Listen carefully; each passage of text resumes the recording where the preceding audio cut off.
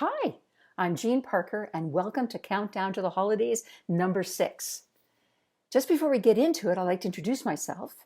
I'm a leadership and executive coach, and I have over 16 years experience as a CFO and a further 10 years experience as an educator.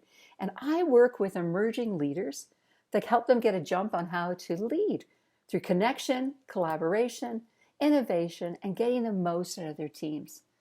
And so today, for our countdown to the holidays number 6, we're looking at celebrating your team. So why would we do that? Why would we celebrate? Well, it is great to look back at the achievements that have happened in your team, and look at the journey that you've taken to get there. And to celebrate those achievements, it brings joy to you and your team. Nothing like a little dose of positive endorphins. It's a great thing. And think about it this way. We're in our jobs, we're in our teams, we're working hard. But if you don't stop and celebrate, then it almost becomes like you're on a treadmill, and just moving on to the next big thing. So it's really good to celebrate both the small and the big wins that you have. And it allows for reflection. What really worked? And an opportunity of doing it this time of year is like you're closing a chapter. It's the end of 2019. And so closure is a great way to get invigorated to move forward. And by doing this, you allow people, when they take that break over the holidays and they go and they celebrate with their families, it's like they're ready when they come back. You've looked at 2019, they've celebrated, and we're ready for 2020, and we're going to get going. And, it's an amazing thing to actually identify with people and let them know what they are and what their strengths are in your team. What is their gifts that they have brought in 2019 to this team? And it allows you to look at yourselves collectively as a group and those collaborative pieces you've done, but it also allows you to say, who are the people that are here? What's in their diversity? What have they brought to us and their backgrounds?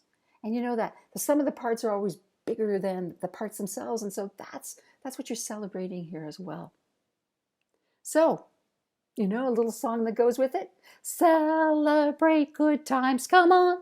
So how do we actually do it? How do we celebrate? Well, one thing would be is just allowing people to tell their stories. Letting people have a perspective in this. It's not all about you as the leader. It's bringing it out of others, And you almost could create a team resume of your accomplishments this year in your projects and over the journey of 2019. And one thing we can't forget, that it needs to have some fun, some irreverence to it, get some laughs out of it, the joy.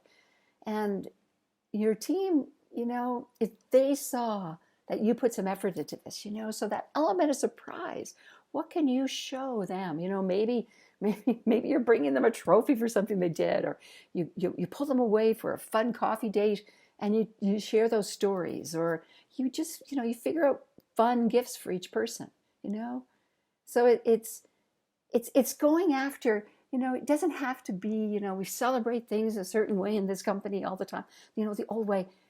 Freshness is good, and please do not forget to say thank you. Really thank your people for what they've done. So, slow down, take a moment with your team this period of time where you're kicking into the holiday season to celebrate, right?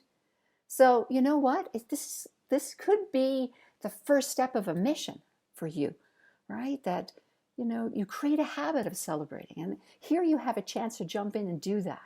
And so that you can move forward and celebrate the small and the big wins.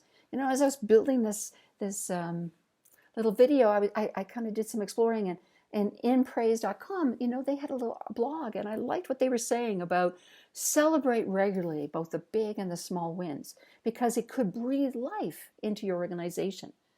It helps people get aligned with what the corporate mission and values are.